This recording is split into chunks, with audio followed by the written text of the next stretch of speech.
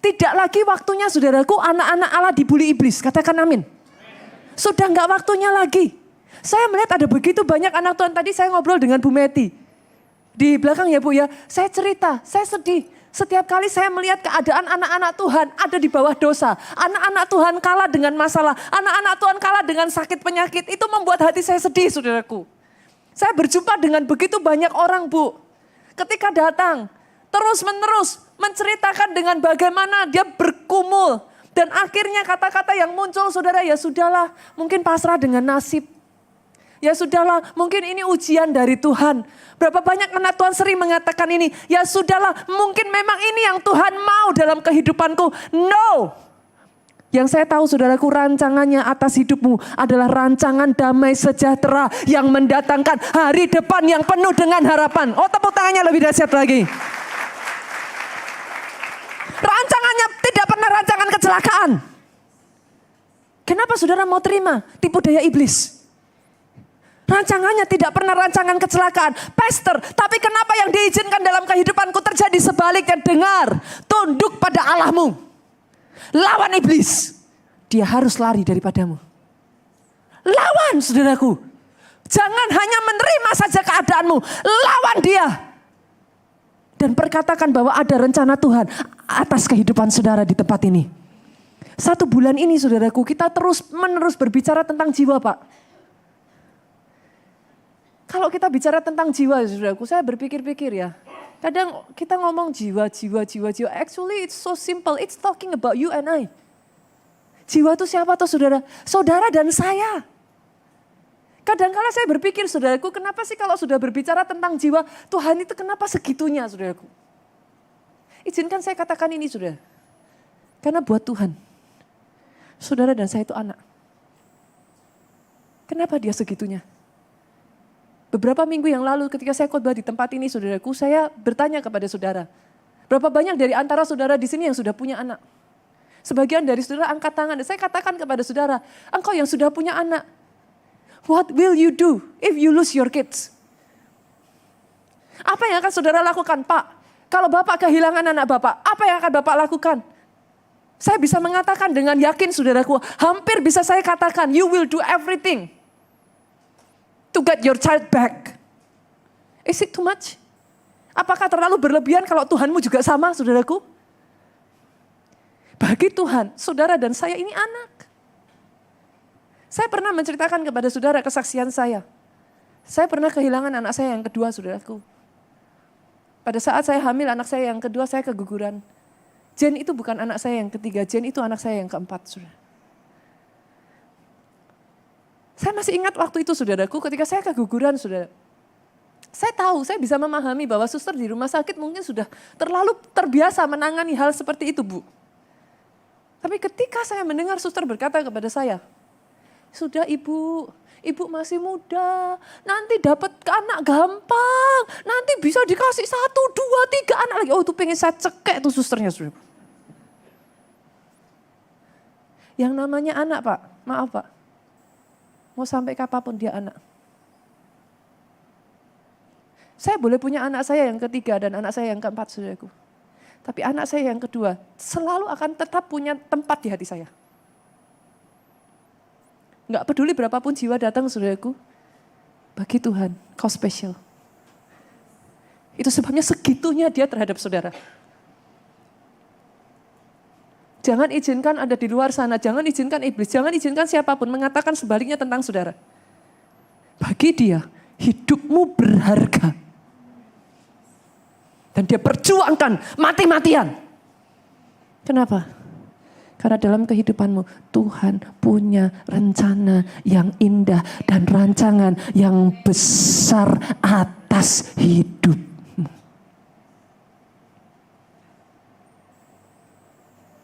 Kenapa saudaraku? Karena bukan kita yang memilih Tuhan. Saudara buka Yohanes 15 ayatnya yang ke-16. Kita lihat ayatnya bersama-sama. Apa yang dikatakan? Yuk multimedia boleh bantu saya. Apa saudaraku? Bukan kamu yang memilih aku, kata Tuhan. It is not you.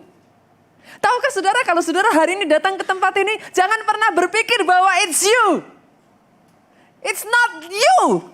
Saudara tidak pernah memilih Tuhan. Tuhan yang memilih saudara.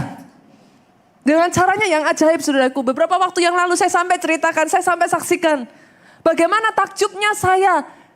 Dengan begitu rupa Tuhan membawa anak-anaknya saudaraku. Itu adalah satu pilihan, tidak pernah satu kebetulan. Jangan percaya yang namanya kebetulan saudaraku. Ketika Tuhan sudah mencari saudara dengan cara yang ajaib, dia pasti menemukan saudara. Dia harus menemukan saudara. Kemanakah aku dapat pergi saudaraku? Saudara mau lari kemanapun dia akan cari sampai ketemu. Sebegitu rupanya dia terhadap saudara. Itulah saudara bagi dia, Bu. Buat Tuhan, you are everything. Saudara tidak tergantikan. Tidak akan pernah bisa digantikan maupun 1 juta jiwa yang lain pun saudaraku. Bagi saudara dia akan tetap cari saudara. Masih ingat cerita saya saudaraku tentang bagaimana Tuhan menemukan satu orang saudaraku jemaat di gereja kita bersaksi saudaraku. Maaf bahkan bukan berasal dari kepercayaan yang sama saudaraku. Tadinya sama sekali tidak mengenal Yesus saudara. Saudara tahu bagaimana cara Tuhan temukan dia? Sederhana. Dia cuman lagi tiduran. Cuman tiduran, gimana sih saudaraku? Dia tiduran, kita kadang tiduran. Handphone ketindihan. Saya kalau ngomong ketindihan, saya nggak tahu apakah orang Jakarta tahu what is ketindihan, saudaraku. Handphonenya tuh ketindihan, saudaraku. Pada saat handphonenya ketindihan, tanpa sengaja, saudaraku, itu muncul layarnya kepencet kan, saudaraku. Kalau ketekan, saudara, layarnya terbuka, saudaraku. Begitu terbuka, yang muncul khotbah gereja kita. Saudara bisa jelaskan seperti apa ke saya? You cannot explain. Itulah cara Tuhan menemukan saudara. Ketika dia buka khotbah dari gereja kita saudaraku. Yang lucunya lagi dia penasaran. Dia penasaran didengerin sampai selesai. Tuhan jamah dia saudaraku. Di tempat di mana dia, di tempat tidurnya dia dengarkan khotbah, air mata bercucuran saudaraku. Hari berikutnya dia nggak tahu gimana caranya, cari cara gimana ketemu gereja keluarga Allah, saudara. Dia temukan gereja keluarga Allah, ikut pondok Daud, saudaraku. Tapi dari situ dia menerima Yesus sebagai Tuhan dan Juru Selamat atas kehidupannya. Explain to me how. Nobody can explain. Itulah ajaibnya Tuhan ketika dia mencari engkau. Begitu spesialnya engkau, saudaraku. Mau saudara bersembunyi seperti apapun, you cannot hide. Go ahead and hide. The more you hide, the more He will look after you. Because you are precious. Dan ketika dia memilih saudara, dengar baik saudaraku. Dia tidak memilih saudara, dia tidak mencari saudara for nothing. Kita lanjutkan yuk ayatnya tadi, Yohanes 15 ayat yang ke-16. Bukan kamu yang memilih aku, tetapi aku yang memilih kamu. Untuk apa saudaraku? Kita baca sama-sama 2-3. Dan aku telah menetapkan kamu supaya kamu pergi dan menghasilkan buah. Dan buahmu itu tetap. Adalah ketetapan Tuhan engkau berbuah. I declare. Saat ini saudaraku, saya perkatakan di dalam nama Yesus, I declare, this is the season of fruitfulness. Ini adalah musim berbuah lebat. I declare the season of fruitfulness upon your life. Tangkap dengan iman, saudaraku. Dalam pekerjaanmu tidak lagi sepi. Dalam pekerjaanmu tidak lagi pintu tertutup. I declare season of fruitfulness. Pekerjaanmu berbuah lebat. Dalam karirmu tidak lagi stagnasi. Oh, I declare fruitfulness. Karirmu melejit naik dan tidak turun. Jadi kepala dan bukan ekor. Dalam kehidupan keluargamu, I declare season of fruitfulness. Penuh dengan buah-buah yang indah. Bukan lagi pertengkaran, bukan lagi yang ada setiap kali hanya percecokan. Tapi I declare upon your family, season of fruitfulness. Buah-buah yang manis itu bertumbuh. Buah-buah yang manis itu bermunculan atas keluargamu. I declare, saudaraku. I declare, bahkan saat ini saudara yang belum punya anak, saudara. Oh saudara, kalau datang dengan suamimu, pegang kandunganmu saudaraku saat ini. Engkau yang belum punya anak, I declare upon you season of fruitfulness. Tuhan berikan keturunan atas kehidupan saudara. Tangkap dengan iman, saudaraku. Tangkap dengan iman. Deklarasi seperti ini, saudaraku. Ketika kita memperkatakan firman Tuhan berkata, tunjukkan imanmu dengan perkataanmu. Oh yes. Aku percaya, maka aku berkata-kata, kata Rasul Paulus. Ketika saudara mendeklarasikan seperti ini, it's not just talking, saudaraku. Tapi itu adalah imanmu yang kau perkatakan atas kehidupanmu. Anak Tuhan di tempat ini, dengar baik orang Kristen di tempat ini. Dalam hidupmu, buah itu bermunculan. Buah rohani bermunculan. Pertanyaannya sekarang, Pastor, buah roh itu apa sih? Halo, apa saudaraku? Orang Kristen harus keluar buahnya loh. Ada buahnya loh. Buahnya apa? Apa? Kasih, sukacita, damai sejahtera, kebaikan, kemurahan. Itu semua buah-buah, saudaraku. Ketika orang berjumpa dengan saudara, orang rasanya apa? Pahit. Yang merasakan kan buah bukan makan buah kan, saudaraku. Masa jeruk makan jeruk, saudaraku? Bukan kan? Yang saudara rasakan ketika saudara mencicipi buah dari anak-anak Tuhan, apakah buahnya manis, apakah buahnya pahit? Saya kemarin diberkati, saudaraku, lewat satu kesaksian, satu cerita. Bahkan bukan jemaat gereja kita, saudara dari jemaat kita di kota Jogja, saudaraku. Satu ketika, saudaraku, satu keluarga mereka sedang berkendara, nyetirnya aja pelan-pelan, saudaraku. Yang nyetir ini yang adiknya perempuan, saudaraku, di sampingnya kalau saya nggak salah ya, saudaraku, di sampingnya itu mamanya, di belakang kakaknya, saudaraku. Mereka tengah berkendara, saudaraku, nyetirnya pelan-pelan, sama sekali nggak pegang handphone, nggak lagi chatting-chatting, nggak lagi telepon-telepon, nggak lagi angkat apapun, saudaraku. Dia setir benar-benar konsentrasi dan pelan, saudara. Tengah setir, saudaraku, tiba-tiba dari belakang suara keras sekali, dar! Satu keluarga kaget, saudaraku, itu sampai boleh dimunculin fotonya, saudara. Sayangnya fotonya kecil, saudara. Saya nggak tahu apakah saudara bisa. Nah, itu mobil bagian belakang itu sampai penyok, saudaraku. Kacanya pecah berhamburan masuk ke dalam, saudaraku. Kalau saudara ini sayangnya fotonya nggak lengkap, saudara. Karena ini masuk di ininya dia. Saya nggak punya foto-foto ininya, saudaraku. Itu sampai kaca, spion, apa segala macam kena. Itu sampai banyak yang penyok, saudaraku. Itu kondisi sudah sangat parah sekali, saudara. Tetapi ajaibnya Tuhan Yesus baik. Sama sekali tidak ada luka yang berarti, saudaraku. Hanya lecet-lecet kecil saja karena kaca yang berhamburan, saudara. Tapi bukan itu yang ingin saya ceritakan, saudara. Bukan perlindungan Tuhan, terlepas dari semua ini adalah perlindungan Tuhan. Mereka kaget karena tabraknya kencang sekali, mereka berpikir, saudaraku. Ini pasti mobil. Itu sampai kaca pecah semua loh, saudaraku.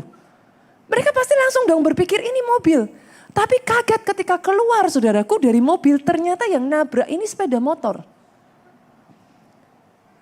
Kebetulan kakaknya ada di belakang, saudara, itu tengah posisi tidur. Saudara bisa bayangin ditabrak seperti itu posisi tidur, itu nyawa aja belum kekumpul, saudaraku. Dia buka mobil itu sudah, wah, posisi marah sekali, saudara.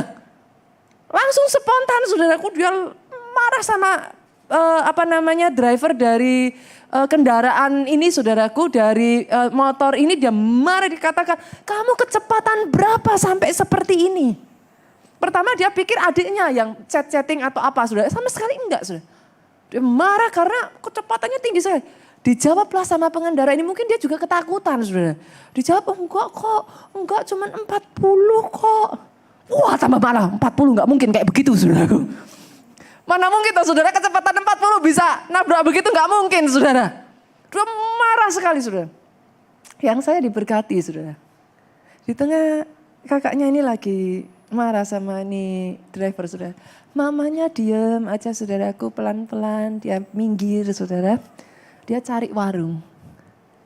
Dia beli aqua.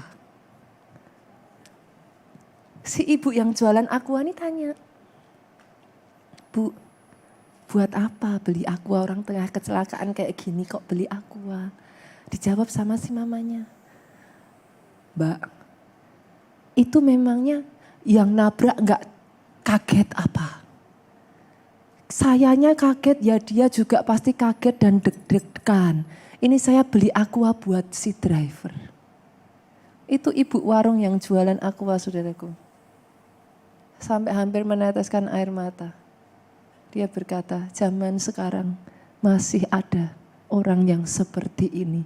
Sudah ditabrak, masih mikirin yang nabrak. Berapa banyak dari saudara yang tahu buah saudara yang manis dinikmati itu memuliakan namanya Tuhan. Ibu ini ambil saudaraku, akuanya dibawa. Sudah mas, minum dulu. Anaknya yang laki saudara dilus-lus pundaknya. Adiknya ngomong, Kak ingat kita ini anaknya siapa?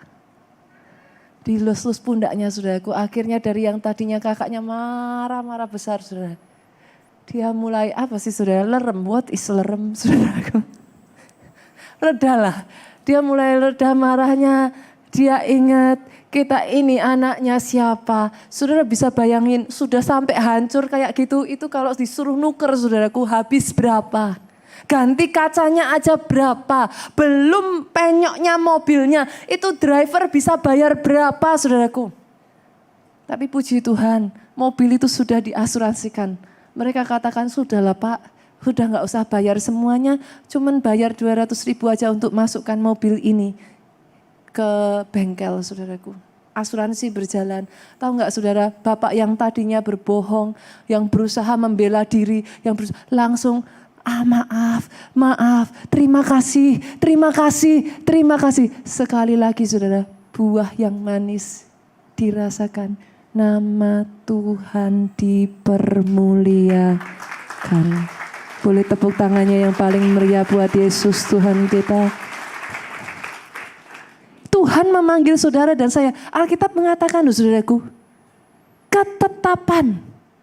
Artinya apa? Itu sudah hukum. Coba saya ulang lagi ya saudara, kita lihat ya. Dan apa dikatakan? Aku telah menetapkan kamu. Ketetapan itu apa tuh saudara? Ketentuan. Ketentuan apa? Ketetapan MPR. Itu apa saudaraku? Itu sudah ketok palu saudara. Artinya itu sebuah keputusan yang tidak bisa dirubah. Dengan kata lain saudaraku, anak Tuhan harus berbuah. Itu hukumnya wajib, yang mengerti katakan amin. Bukan pilihan. Tidak bisa memilih. Kenapa? Kenapa kita harus berbuah? Kita baca selanjutnya. 2, 3. Supaya, yuk sama-sama dengan suara yang keras. Multimedia bisa bantu. 2, 3. Supaya, apa saudaraku? Apa yang kamu minta. Bukan yang ini multimedia. Oh ya betul-betul, bawahnya saudaraku. Supaya apa yang kamu minta kepada Bapa dalam namaku diberikannya kepadamu. Halo, ketika saudara berbuah, apa yang kau minta Bapa kasih. Berapa banyak orang Kristen datang kepada saya, berapa banyak jemaat datang kepada saya dan bertanya, Pastor saya sudah berdoa. Dari semua pose, jengking sudah, gulung-gulung sudah. Apa semua pose saudaraku. Kenapa doa saya enggak dijawab? Sederhana saudaraku. Ada banyak di antara kita seringkali doa kita tidak dijawab. Karena kita tidak tahu rahasia doa yang dijawab. Halo, yang mengerti katakan amin. Karena Tuhan, Yesus itu after fruit. Dia mengejar buah. Ada banyak orang berpikir doa yang dijawab kalau doanya lama. Salah. Mana ayatnya? Doa yang dijawab kalau kita doa sambil nangis-nangis. Mana ayatnya? Tapi ayat ini mengatakan saudaraku dengan sangat jelas sekali. Ketika kamu berbuah, supaya apa? Apa yang kau minta diberikan kepadamu. Senggol kiri kanan, berbuah lebat. Berbuah. Harus berbuah. Karena Yesus itu nyarinya buah, saudara. Masih ingat satu kisah di mana ketika dia berjumpa dengan pohon ara? Masih ingat kisahnya, saudaraku? Itu pohon ara keren. Dia gede, pohonnya besar, daunnya rimbun. Kok saya bisa tahu? Buka ayatnya, lihat. Markus 11 ayat 13. Senggol kiri kanan lagi, makanya baca Alkitabnya. Kalau nggak dibaca nggak tahu, saudaraku. Saya bacakan ya. Dan dari jauh ia melihat pohon ara yang sudah berdaun. Ia mendekatinya melihat kalau didapat apa-apa pada pohon itu. Tapi waktu ia tiba, tidak mendapat apa-apa selain daun-daun saja. Saudara, sorry saudara. Manusia melihat penampilan. Tuhan lihat hati. Halo? Gak peduli daunnya banyak. Gak peduli gede, gak peduli keren, gak peduli semuanya. Dia cari ada buah gak? Ajaibnya lagi saudaraku. Kalau saudara baca ayat di bawahnya lagi, kata-kata di sana dikatakan apa? Saya bacakan. Sebab memang bukan musim buah ara. Waktu saya baca ini saya pikir-pikir Tuhan Yesus aneh loh. Udah jelas-jelas kok bukan musim buah ara kok dicari-cari buahnya. Kok kayaknya kok mencari-cari gitu saudaraku. Tapi kalau sampai ayat ini ditulis saudara, pasti ada maksudnya. It's not talking about ini bukan bicara tentang pohon saudaraku. Tuhan Yesus ingin memakai pohon ini untuk berbicara kepada murid-murid. I don't care. Mau musimnya bukan musimnya, mau kondisimu susah, kondisimu senang, I don't care. I expect fruit. Because karena ini ketetapan saudaraku. It's not a choice. Berbuah bukan pilihan. Berbuah ketetapan. Wajib hukumnya. Pertanyaannya sekarang, Pastor. Terus buah itu apa? Yang dimaksud dengan buah di sini apa? Saudara, jiwa. Kita buka lagi ayatnya ya saudaraku. Kolose 1. Kita lihat ayatnya yang ke-6 bagian B. Apa sih itu buah? Kolose 1 ayatnya bagian B. Coba kita baca ya, sama-sama boleh yuk. 2, 3. Injil itu apa? Injil itu harus berbuah saudaraku. Injil itu apa sih saudara? Kabar baik. Kabar baik bu. Gak boleh dipegang sendirian. Kabar baik gak boleh disimpan. Kabar baik harus berbuah. Kabar baik harus disebarkan. Coba saudara lihat berikutnya dikatakan apa? Injil itu berbuah, dia apa? Berkembang. Kabar baik bukan untuk saudara saja yang mengerti, katakan amin. Oh aminnya kurang keras. APL aminnya kurang keras. Kabar baik untuk disaksikan. Oh yes. Hari-hari ini saudaraku, saya bangga dan saya bersuka cita dengan jemaat keluarga Allah. Saya baru saja kemarin saudaraku ketemu dengan satu ibu-ibu, kebetulan saya pulang dari kantor agak sedikit malam saudaraku. Saya ngobrol dengan salah satu staf. Pulang agak sedikit malam bertepatan dengan teman-teman yang mau Pondok Daud datang. Teman-teman datang saudara. Saya duduk saya berdiri lagi tunggu Grab saudaraku. Apa sih panggil taksi online saudaraku. Saya tunggu saudaraku. Dari belakang tuh saya dikejar satu ibu. Pastor Nita. Saya pikir apa? Ternyata ibu ini bersaksi saudaraku. Dia baru di gereja kita, selama ini dia selalu GKJJ. Saudara tahu ada jenis gereja baru namanya GKJJ. Apa saudara? Gereja Kristen jalan-jalan saudaraku. Dia cerita dia gak pernah, pastor saya gak pernah menetap di satu gereja dalam waktu yang lama. Saya selalu berpindah-pindah dari satu gereja ke gereja lain, Saya tidak pernah berpikiran bahwa saya harus bertumbuh, saya harus tertanam. Terus dia bercerita saudaraku, ketika dia mendengar firman Tuhan diberitakan di gereja kita, dia menyadari something is wrong. Hidupnya salah. Dia mengambil satu ketetapan saudara, aku harus berubah.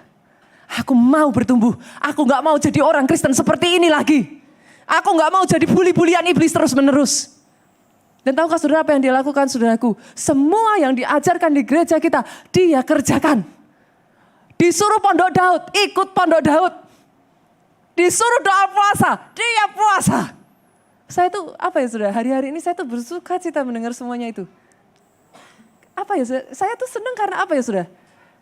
Saya senang akhirnya orang Kristen menjadi yang sebagaimana seharusnya kita saudaraku.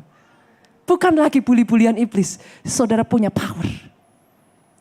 Dia bukan hanya itu, disuruh nabur, dia nabur saudaraku. Disuruh apa aja dia ikuti saudara. Tahukah saudara ternyata dia punya satu pergumulan. Belasan tahun. Keluarganya ini punya satu warisan tanah saudara. Belasan tahun tanah ini gak bisa dijual. Sampai satu keluarga besar itu jadi dalam kondisi yang benar-benar secara ekonomi mereka sangat tertekan sekali. Tapi gak peduli gimana caranya mereka sudah berusaha jual tanah ini murah sekalipun tidak ada yang mau beli tanah ini saudaraku. 2 bulan datang ke gereja kita Pak. Dia bukan minta saudara, dia gak minta tanah ini terjual, enggak saudara. Yang dia lakukan sederhana, dia hidup sesuai dengan yang Tuhan ajarkan. Dia mengikuti firman. Dia bahkan tidak meminta tanah ini terjual. Tahukah saudara, 2 bulan dia gabung di gereja kita. Dia bercerita, Pastor, tanah itu terjual dengan harga yang melebihi ekspektasi kami. Setelah belasan tahun, saudara. Tapi ceritanya bukan di situ, saudara. Yang membuat saya bersuka cita bukan itunya, saudara. Karena ketika saudara berjalan di dalam firman, gak mungkin saudara gak ngalami mujizat. Itu hukumnya harus. Karena Tuhan kita itu perjanjian saudara. Kita lakukan bagian kita, Tuhan lakukan bagiannya, sesederhana itu. Tapi yang membuat saya rejoice saudaraku, dia bercerita, Pastor, sekarang setiap kali saya ketemu sama siapa-siapa, saya bersaksi. Dia ketemu sama tukang tahu saudaraku, dia ceritakan. Dia ketemu sama tukang sayur, dia bercerita kabar baik saudara. Terakhir dia bercerita, saya ketemu tukang bakso. Tukang baksonya lagi dia beli saudaraku, tukang baksonya ngeluh. Aduh ibu, zaman sekarang dagangan sepi. Sudah tahu apa yang dia katakan? Bapak datang ke gereja saya katanya saudara. Kalau dagangan bapak sepi, datang ke tempat saya, ikut pondok Daud. Saya ngalami mujizat, bapak juga pasti ngalami mujizat saudara. Hati saya bersuka cita saudaraku. Boleh beri tepuk tangan yang paling meriah buat Yesus Tuhan kita. Orang Kristen tuh harusnya begini, yang mengerti katakan amin. Kabar baik jangan disimpan. Halo? Ceritakan. Saya berjumpa 2 minggu yang lalu saudaraku dengan satu ibu saudara. Usianya sudah 64 tahun. Ini yang muda-muda harusnya malu saudara. Ini ibu usianya 64 tahun. Dia datang dari Surabaya saudara. Dia bercerita, saya baru tahu dia bercerita ketika saya berjumpa dengan dia bercerita saudara. Ternyata dia bahkan bukan dari agama kepercayaan yang sama saudaraku. Dia bercerita, dia dengar lewat YouTube sama seperti Bapak Ibu dan teman-teman yang lain yang mungkin juga melihat lewat YouTube. Dia dengar lewat YouTube. Ibu ini sakit saudaraku. Dia tuh kena, saudara tahu autoimun ya? Ada yang pernah dengar autoimun? Jadi kalau ini ada dokter juga ya. Kalau imun saudaraku sebenarnya itu melindungi tubuh kita. Autoimun itu justru malah menyerang. Jadi kalau orang autoimun, benar ya, saya salah nggak? Nggak boleh terlalu sehat, tapi juga nggak boleh sakit, saudaraku. Karena sangat berbahaya. Terlalu sehat, justru diserang. Sakit juga bahaya, saudara. Nah dia autoimunnya, saya lupa namanya tuh cantik sekali istilah medisnya, saudaraku. Saya lupa, saudaraku. Itu autoimun tuh, maaf saudara, dari dada ke atas. Sampai saudara, matanya tuh nggak bisa kedip, saudara. Nggak bisa berkedip dia. Leher ini nggak bisa digerakkan. Tangan ini nggak bisa apa-apa Pak. Kaki sebenarnya bisa jalan. Tapi karena autoimun dari dada ke atas saudaraku, dia juga bisa nafas. Jadi dia hanya bisa berbaring pakai bantuan pernafasan saudara. Untuk bernafas. Tapi tahukah saudara, Tuhan kerjakan mujizatnya, sembuh saudaraku.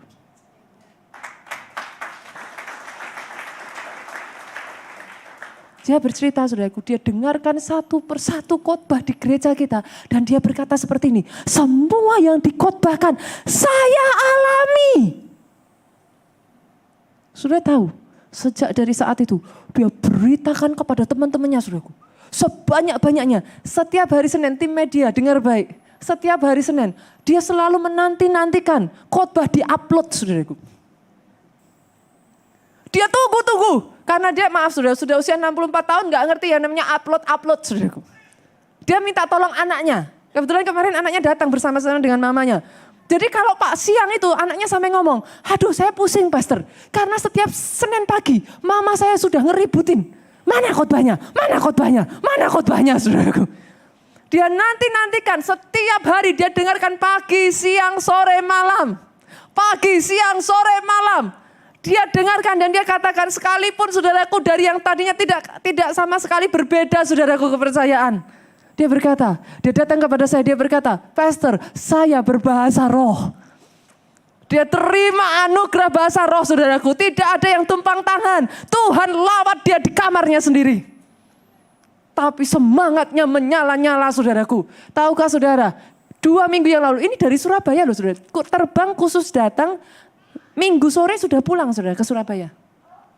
Sudah tahu minggu ini? Kali ini dia gak datang sendirian, anaknya datang. Tapi bawa teman-temannya yang lain. Diajak beribadah ke gereja kita, saudaraku. Boleh kita dengar tepuk tangan paling meriah buat Yesus Tuhan kita. Coba senggol kiri kanan. Berbuah. Semakin saudara ceritakan, semakin saudara saksikan, semakin hati Tuhan bersuka cita. Mujizatnya tidak berhenti sampai di sana. Masih ingat cerita driver ojek? Saudara, 1.000 perak aja gak punya? Loh, orang yang bersaksi saudara, saya itu menemukan.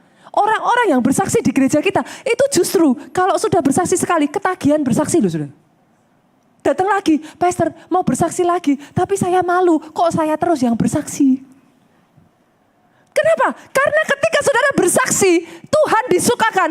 Itu yang namanya mujizat saudaraku. Jadi makanan sehari-hari saudara, bukan hanya 1 kali mujizat, bukan hanya 2 kali mujizat. Pak, seumur hidupmu disertai mujizat. Oh saya nggak dengar kata amin yang keras dari tempat ini. Aminnya lebih dahsyat lagi dari tempat ini. Tepuk tangannya paling meriah buat Yesus Tuhan kita. Pertanyaannya sekarang saudara. Kalau saudara tahu berbuah itu keinginan hatinya Tuhan. Pertanyaannya sekarang gimana cara kita bisa berbuah? Kan itu keinginannya Tuhan. Kita harus berbuah. Jadi orang Kristen nggak boleh nggak berbuah. Harus ada buahnya. Buahnya harus bisa dinikmati orang di sekeliling kita. Pertanyaannya sekarang gimana cara kita berbuah? Yang pertama sederhana saudaraku. Yang pertama, saudara yang punya reka ya. Saudara bisa catat saudara. Ditulis saudaraku. Menempel dengan sang pokok anggur. Kita buka Yohanes 15 yuk. Ayat yang keempat sampai 5. Yohanes 14 ayat 15 ayat 4 sampai 5. Yang sudah ketemu katakan amin. Oh enggak ada yang amin. Belum ketemu saudaraku. Wow puji Tuhan sekarang gak lihat di depan tapi buka Alkitabnya masing-masing ya. Puji Tuhan. Kita baca yuk sama-sama dengan suara keras. 2, 3. Tinggallah di dalam aku dan aku di dalam kamu. Sama seperti ranting tidak dapat berbuah dari dirinya sendiri. Kalau ia tidak tinggal pada pokok anggur. Demikian apa saudara? Kamu tidak berbuah. Jika kamu tidak tinggal di dalam aku. 15 ayat yang kelima bersama. 2, 3. Akulah pokok anggur dan kamulah ranting-rantingnya. Barang siapa tinggal di dalam aku dan aku di dalam dia, ia berbuah banyak. Sebab di luar aku kamu tidak dapat berbuat apa-apa. Tahukah saudara? Saudara untuk bisa berbuah harus nempel sama pokok anggur. Siapa pokok anggur? Yesus. Masalah dari banyak orang Kristen saudaraku. Kita datang ke gereja, saudara diajar untuk pelayanan. Saudara didorong untuk ikut ini dan ikut itu. Jadi singer, jadi tamborin, kreatif ministry, apapun itu. Tapi ada begitu banyak gereja, saudaraku. Bahkan saya menyadarinya, saudara. Gereja kita belajar berubah, saudara. Ada begitu banyak gereja tidak menekankan disiplin rohani anak-anak Tuhannya. Akhirnya jadi orang Kristen gampangan. Saudara sudah melayani, tapi kalau ditanya saat teduhnya, doanya, baca firman enggak? Apa sih disiplin? Sederhana loh saudaraku. PR kita tuh harus dikerjakan. Jadi orang Kristen kita punya PR. PR-nya apa? Sederhana, doa, baca firman, puasa. Loh pastor, itu kan cuman seperti itu loh. Saudara cuman seperti itu ya, lakukan terus saudaraku. Saudara akan melihat. Buah itu tidak dipaksakan saudara. Buah itu hasil dari proses. Yang mengerti katakan amin. Loh saudara gak bisa loh ranting tiba-tiba hari ini aku pengen berbuah. Ting keluar buah. Gak ada ceritanya begitu. Buah itu muncul automatically ketika ranting nempel. Proses ranting nempel sama pokok dijamin pasti. Gisinya masuk, buah keluar dengan sendiri. Yang mengerti katakan amin. Kalau saudara gak nempel, gak bisa berbuah. Gak bisa. Dan yang satu ini saudaraku, saya peringatkan sejak dari sekarang. Hati-hati. Saya sedih dengan banyak orang Kristen saudaraku, you start well, but you do not finish well. Starting well is important. Tapi firman Tuhan berkata, hanya yang bertahan sampai kesudahannya yang masuk kerajaan surga. Finishing well is much more important. Saudara kalau nggak nempel Pak, Yesusnya jadi kabur. Kristenan itu bukan datang ke gereja seminggu sekali loh saudaraku. Sorry salah. Ketika kau tidak nempel dengan pokok anggur, engkau mempertanyakan imanmu. Engkau mempertanyakan mujizat. Engkau mempertanyakan apakah semuanya itu masih nyata. Ataukah itu kisah ribuan tahun yang lalu yang tidak terjadi lagi sekarang. Hanya orang yang nempel, rohnya menyala-nyala. Oh, orang yang rohnya menyala-nyala gak bisa diem. Orang Kristen yang nempel, rohnya pasti menyala-nyala. Dia pasti berkobar-kobar. Kata-katanya beda sudah. Oh, orang Kristen itu kalau rohnya sudah menyala-nyala saudaraku, kata-katanya gak sama lagi Pak. Yang tadinya ya kalau ditolong Tuhan syukur, gak ditolong Tuhan syukur, ya sudah. Mau apa lagi, ini memang sudah nasib, sudah memang begini takdirnya. Mau apa lagi, oh saya kalau lihat yang seperti ini pengen saya cekik saudara. Orang Kristen yang apinya menyala-nyala, dia ngomongnya apa? Tuhanku pasti menolong. Tuhanku punya jalannya. Tuhanku selalu pasti memberikan yang terbaik dalam kehidupanku.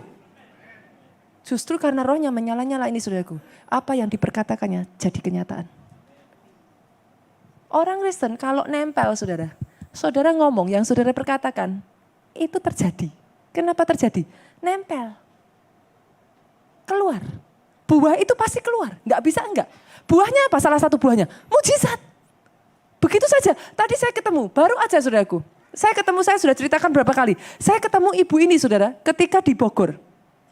Dia dari jauh nyamperin saya, ketemu kita berdoa bersama saudaraku, sesederhana itu. Sekarang ibadah di gereja kita saudara, saya ketemu tadi pagi, bagi sebagian orang saudaraku, kita yang perempuan ibu-ibu, kita kan suka pakai eyeliner ya. Kita suka make up lah saudaraku. Ibu ini bercerita saudara, karena penyakitnya sudah sekian lama dia gak boleh make up saudara. Dokternya tidak memungkinkan, penglihatannya maaf saudaraku, saya lupa nama penyakitnya apa, tapi itu membuat penglihatannya semakin redup dan semakin redup saudaraku. Lama-kelamaan bisa tidak melihat saudara. Saya jumpa dia di Bogor dan dia bercerita, Pastor saya sudah kehilangan pengharapan saya. Saya sudah ngomong sama suami saya, udahlah kalau mau dipanggil Tuhan ya biar saya dipanggil Tuhan aja. Dia sudah ada di dalam titik terendah, paling rendah dalam hidupnya saudaraku. Dia sudah siap-siap menyerahkan anak-anaknya kepada suaminya saudara. Tapi ketika dia mendengarkan firman Tuhan, kebenaran Tuhan diberitakan saudara, imannya bangkit. Tahukah saudara, beberapa minggu yang lalu saya ketemu dengan dia, saudara, dia berkata seperti ini, Pastor, saya bahkan sudah gak peduli soal sakit penyakit saya. Saudaraku, rasanya gimana sih jadi sakit penyakit kalau dicuekin saudara? Dia sudah gak mikir. Loh saya tanya, lah gimana? Oh saya udah gak mikir kan kok. Saya sudah gak pedulikan sakit penyakit saya. Sekarang saya pokoknya mau menyala-nyala di dalam Tuhan. Saya mau layani Tuhan. Saya mau ikuti apa kata Tuhan. Sudah tahu, tadi ketemu saya di depan, salamin saya, dia berkata, Pastor, untuk pertama kalinya setelah belasan tahun, bertahun-tahun, saya boleh pakai eyeliner. Sederhana kan sudah? Dicek penglihatannya saudaraku, dia berkata, penglihatannya itu sudah kembali lagi saudara. Dia berkata, dia percaya, dia katakan sendiri, saya nggak mau ngurusi penyakit saya Pastor. Itu urusannya Tuhan. Urusan saya mau all out buat Tuhan. Saudaraku penyakit dicuekin, dia bosen juga saudara. Dia keluar dengan sendirinya saudaraku. Justru dia cerita kepada saya, hari-hari ini mujizat arus ilahi itu terjadi begitu rupa di gereja kita. Saudara tangkap itu, lompat ke dalamnya, rasakan sendiri saudaraku. Alami, saudara bisa bersaksi. Yang kedua saudara, Orang kalau mau bertumbuh sudah nggak bisa enggak, harus bangun jala yang kuat. Maksudnya gimana jala yang kuat? Yuk kita buka ayatnya, Yohanes 21 ayat 11. Simon Petrus naik ke perahu lalu menghela jala itu ke darat. Penuh ikan-ikan besar 153 ekor banyaknya. Dan sungguh pun sebanyak itu jalanya itu tidak koyak. Ini bukan cerita ketika Petrus menjala ikan di awal ya sudah bukan. Ini satu ketika Petrus menjala lagi Tuhan mengadakan mujizat yang sama. Dia tangkap ikan saudara, Pak. Jalannya itu diisi ikan besar-besar, kata Alkitab 153. Tapi hebatnya nggak koyak saudara. Ini bicara tentang apa saudaraku? Di gereja kita saudaraku, kalau saudara mungkin baru pertama kali datang di gereja kita, izinkan saya mengatakan ini. We are cell church. Gereja keluarga Allah adalah gereja sel. Kami tidak percaya dengan one single fighter saudara. Saya tidak percaya saudaraku semua yang terjadi hanya karena satu pendeta. Enggak saudara. Tahukah saudara semuanya ini terjadi karena teamwork. I don't work alone. Apa yang terjadi? Ini semua hasil dari kerja keras teman-teman semuanya. Tahukah saudara, saya apresiasi dengan tim ibadah yang ada di APL ini Bapak Budi dengan teman-teman. Boleh kasih tepuk tangan untuk mereka saudaraku. Setiap hari Minggu saudaraku ibadah seperti ini saudara bayangkan semakin banyak teman-teman seperti ini ya saudaraku. Mereka itu masakan buat saudara loh. Itu mereka masak sendiri loh saudara. Kita nggak beli di luar loh. They cook for you. Bukan hanya itu saudaraku, saya bahkan tidak datang lebih pagi dari mereka. Mereka sudah datang sejak dari awal, banyak di antara mereka. Bahkan saudaraku bukan hanya melayani di satu ibadah, mereka melayani 2 kali ibadah. We do not work alone. Kita bukan single fighter, gereja kita tidak mengenal single fighter. Itulah sebabnya nama kita keluarga Allah. Yang mengerti katakan amin. Kita kerjakan bersama-sama. Tahukah saudara setiap kali saudara diberkati dengan khotbah-khotbah di YouTube, ada orang-orang di belakang layar yang bekerja keras untuk itu. Saya tahu mereka nggak pernah ngeluh sama saya saudaraku. Mereka bahkan nggak pernah ini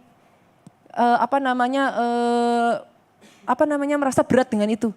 Tahukah saudara, mereka untuk bisa diupload hari Senin masuk saudaraku. Artinya hari Minggu itu kadang mereka sampai jam 4 pagi saudaraku. Nungguin upload itu lama saudara. Sampai jam 4 pagi, nggak ada yang tahu, nggak ada yang lihat. Tapi mereka lakukan itu dengan sukacita. Ketika saya tanya mereka, kenapa? Jawabannya sederhana. Melihat jiwa-jiwa berdatangan, itu sudah jadi sukacita kami. Oh benar saudaraku, saya bertanya dengan teman-teman media, itu jawaban mereka. Tahukah saudara, ketika saudara bersukacita dengan khotbah yang diupload, sebaliknya teman-teman bersukacita karena saudara ada bersama-sama dengan kita di tempat ini. Every time mereka melihat teman-teman yang baru, sukacita mereka meluap, mau upload 4 jam, 5 jam, mereka nggak pikirkan itu semua. Saudara semua kita diberkati dengan pujian dan penyembahan hari ini. Boleh kita beri tepuk tangan untuk teman-teman Praise and Worship, Creative Ministry semuanya. Mereka sudah berlatih jauh-jauh hari saudaraku. Bahkan sebagian dari mereka saya tahu saudaraku, mereka bukan pelayanan 1 kali, bukan 2 kali. Kadang kala mereka pelayanan bersama saya sepanjang hari saudara. Gereja keluarga Allah punya orang-orang yang sungguh-sungguh bekerja di dalam teamwork bersama-sama. Kita kerjakan bersama. Saudara menitipkan anak saudara di Kids Impact. Kalau nggak cukup orangnya, siapa yang jaga saudaraku? Tapi ada teman-teman. Sampai Bu Meti tadi ya, pagi pegang anak-anak, siang nemeni saya. Mereka semuanya melakukan semuanya itu dengan sukacita saudaraku. Kenapa? Karena kita bukan hanya sekedar ibadah seminggu sekali. Gereja kita bukan hanya liturgi. Di sini kita adalah orang-orang yang membalas cinta kasih Tuhan. Kita berhutang besar kepada Tuhan. Kita ada di sini saudaraku. Kalau kita bisa lakukan sesuatu, kita lakukan sesuatu untuk Tuhan.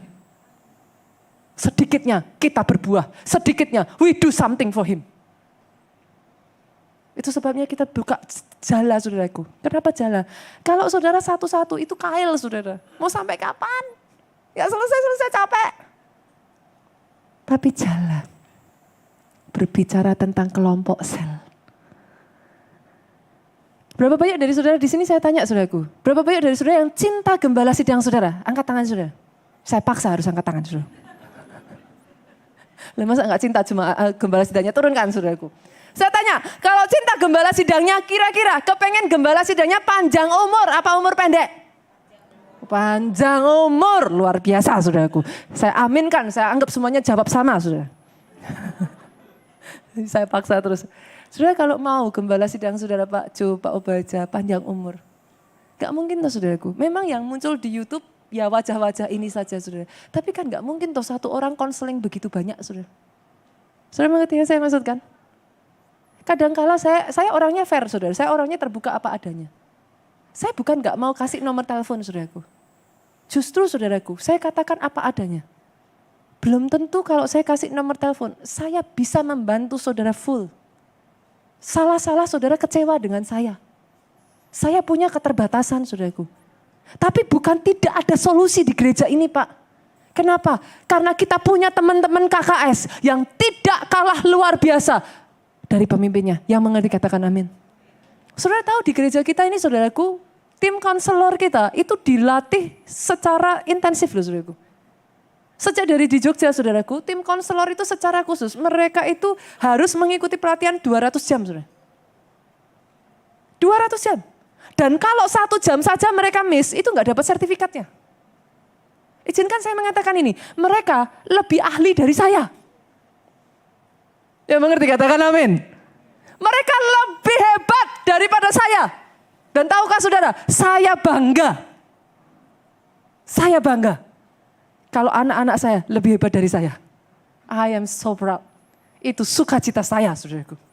Itu sebabnya ketika saudara bergabung di dalam kelompok sel pastikan. Kenapa? Karena nggak ikut komsel sama ikut komsel. Beda hasilnya. Halo yang mengerti katakan amin. Ya nggak ikut komsel dikit-dikit saudara mutung. Datang ke gereja, disalamin yang lain disalamin. Pas giliran saudara kok ya pas koordinatornya manggil, sini.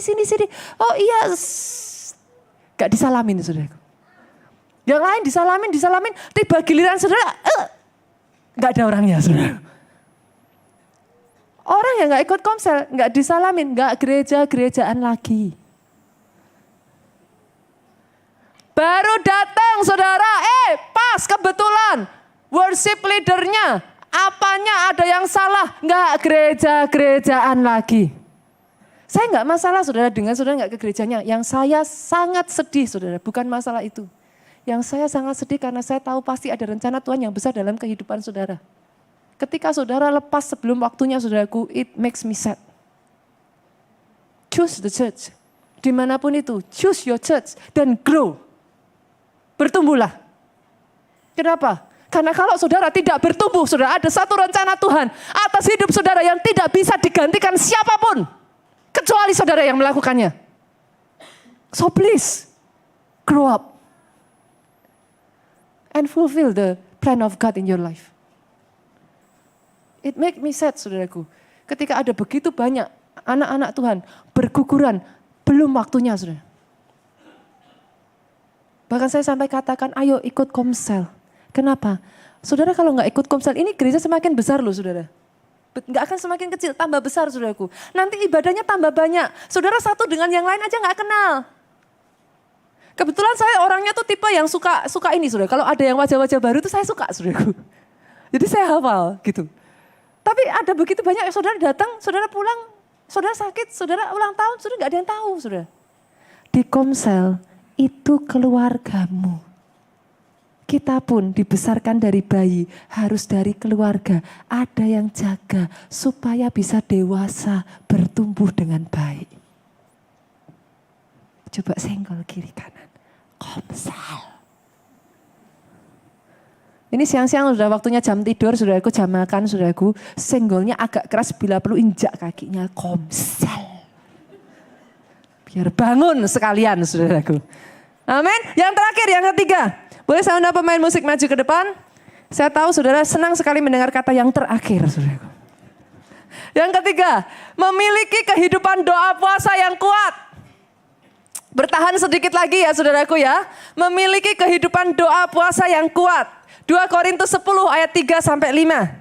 Saya bacakan ayat 3, saudara baca ayat 4, kita bergantian, ayat 5 kita baca bersama-sama, 2, 3. Memang kami masih hidup di dunia, tetapi kami tidak berjuang secara duniawi. 4 dengan suara keras.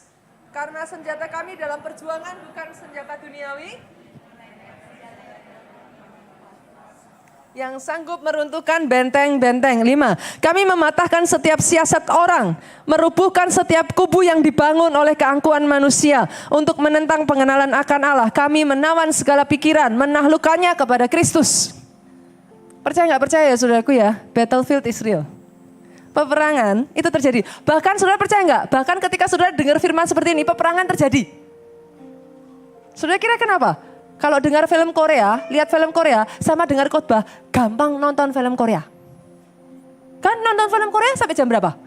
Ayo, bahkan kalau nggak kerja aja sampai pagi subuh, saudaraku.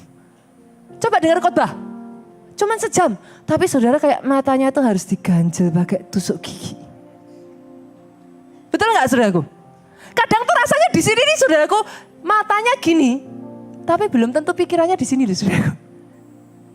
Di sininya sudah nanti sebentar lagi turun makan apa ya, bakso Afung atau sate Senayan atau. Halo?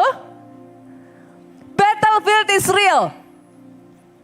Saya pernah menyaksikan kepada saudara bagaimana ketika satu keluarga dimenangkan saudaraku. Satu pasangan ini yang berusaha untuk membawa satu keluarganya. Tiba-tiba yang tadinya nggak ada apa-apa ibu ini saudaraku.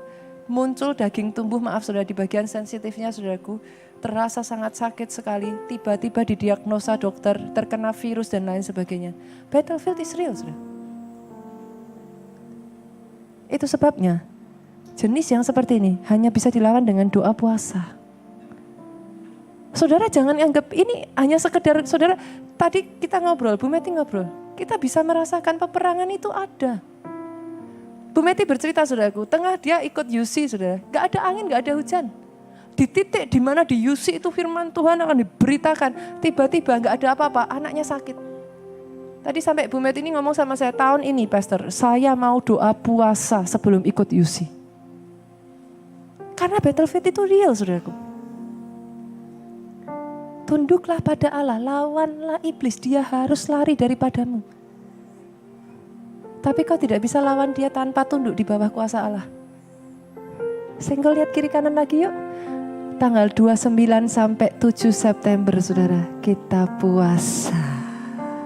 Senggol yang kenceng, harus ikut. Lu gak ada amin saudara? Lu beneran lu saudaraku? Ikut ya. 29 apa? Gak boleh bilang lupa lo ya saudaraku. Boleh gak saya minta saudara? Kali ini kalau saudara puasa, saya minta satu aja. Jangan puasa tanpa tujuan. Tetapkan target saudara. Kalau saudara puasa tanpa tujuan, nanti ada bakso lewat teng, saudara buka. Oke?